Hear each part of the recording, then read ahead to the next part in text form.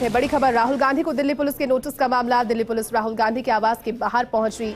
महिलाओं को लेकर दिए बयान पर पुलिस ने राहुल गांधी को नोटिस थमाया।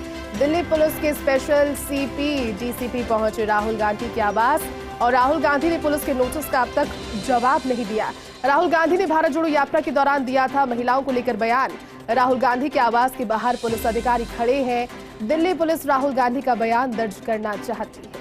राहुल गांधी के घर पहुंचे, नोटिस लेकर नोटिस थमाया। महिलाओं पर दिए गए बयान को लेकर भारत जोड़ो यात्रा के समय राहुल गांधी ने महिला सुरक्षा को लेकर एक बयान दिया था, जिसको लेकर के नोटिस उनको थमाया गया।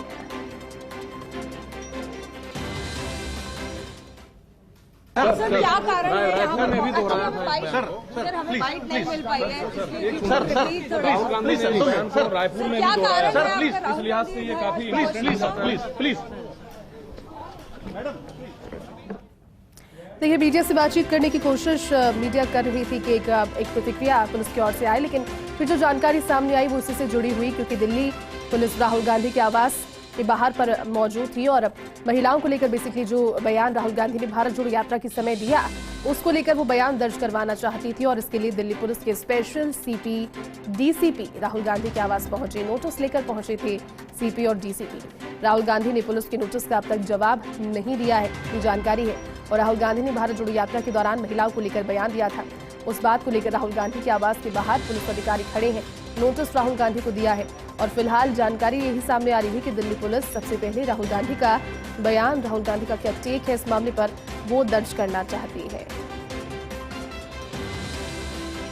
तो राहुल गांधी को दिल्ली पुलिस के नोटिस का मामला और दिल्ली पुलिस राहुल गांधी के आवास के बाहर फिर से आज पहुंची। महिलाओं को लेकर दिए गए बयान पर पुलिस ने नोटिस दिया था राहुल गांधी को।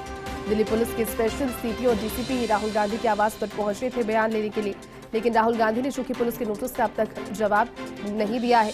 आपको ज्ञात होगा क्योंकि मुद्दा उस समय भी 3-4 दिन के लिए सुर्खियों में आया था और ये बात इस तरह से हुई थी कि राहुल गांधी ने महिलाओं को लेकर एक बात ऐसी कह दी जो कि ठेस पहुंचाने वाली है और कायदे कानून के खिलाफ है। महिलाओं को लेकर दिए गए राहुल के उस बयान को लेकर राहुल गांधी के दिल्ली स्थित आवास के बाहर की तस्वीरें आपको दिखा रहे हैं। सीपी और डीसीपी आज पहुंचे संभवतः बयान दर्ज करवाने के लिए, क्योंकि नोटिस पहले दे दिया गया था और अब तक प्रतिक्रिया या फिर कोई रिस्पांस वहां से नहीं आया। हालांकि राहुल गांधी ने नोटिस खुद भी रिसीव किया था, लेकिन आवास के बाहर पुलिस अधिकारी खड़े रहे। दिल्ली पुलिस राहुल गांधी के बयान दर्ज करना चाहती है। तो एक और भारत विरोधी बयान देने के बाद विपक्ष जहां कर रहा, माफ कीजिएगा, जो भारतीय जनता पार्टी है वो कर रही है, तो वहीं राहुल गांधी पर अब महिलाओं को लेकर दिए गए उस बयान पर भी पुलिस ने सख्ती करने की कोशिश की, जिसमें उन्होंने भारत जोड़ो यात्रा के दौरान महिलाओं के लिए ये बात कही।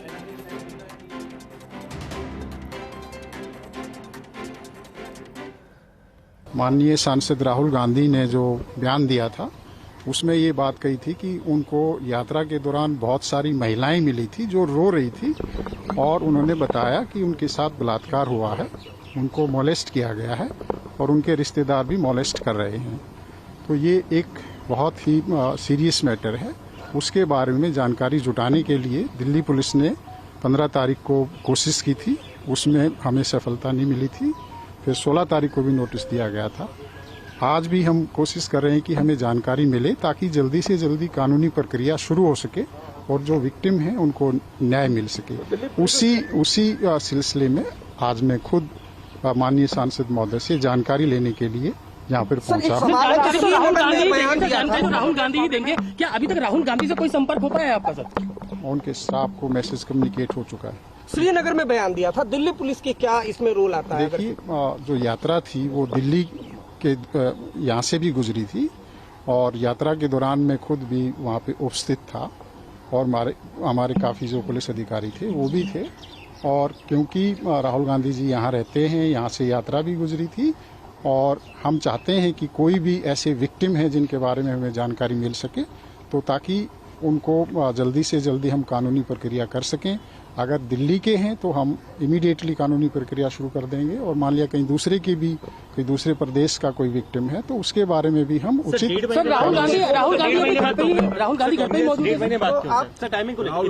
देखिए, जो बयान दिया था वो सोशल मीडिया में काफ़ी स्प्रेड हुआ था, उसके बाद हमने उसको देखा।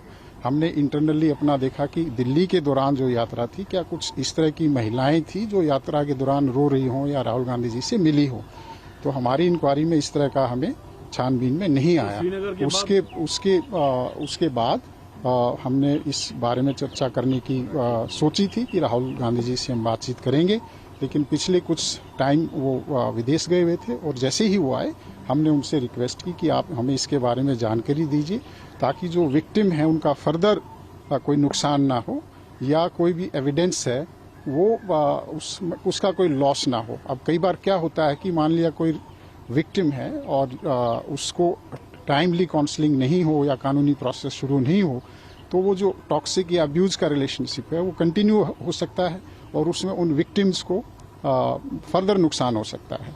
या हो सकता है कि वो जो महिलाएं थी उन महिलाओं में से कुछ नाबालिग भी हों, कोई उसमें पॉक्सो का भी जो वो अट्रैक्ट हो सकता है।